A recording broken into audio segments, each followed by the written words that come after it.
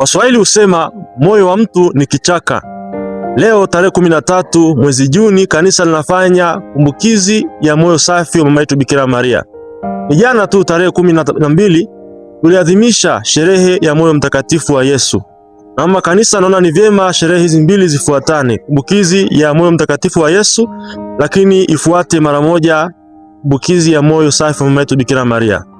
Na katika kumbukizi hii ya moyo safi wa Bikira Maria tunaadhimisha maisha ya ndani, interior life ya mama yetu Bikira Maria. Tunaadhimisha fadhila za huyu mama. Tunaadhimisha neema ambazo huyu mama anatupatia katika kanisa letu. Ndugu zangu wapendwa, katika picha zinazochorwa kumwelezea moyo safi wa mama Bikira Maria, pale pana moyo ambao uko katikati, lakini kuna mwangaza au nuru au moto unaowaka kuzunguka ule moyo, kuashiria upendo wa mama Bikira Maria kwa Mungu katika mpango wa Mungu wa kumkomboa mwanadamu, lakini pia upendo alionao kwa binadamu wenzake.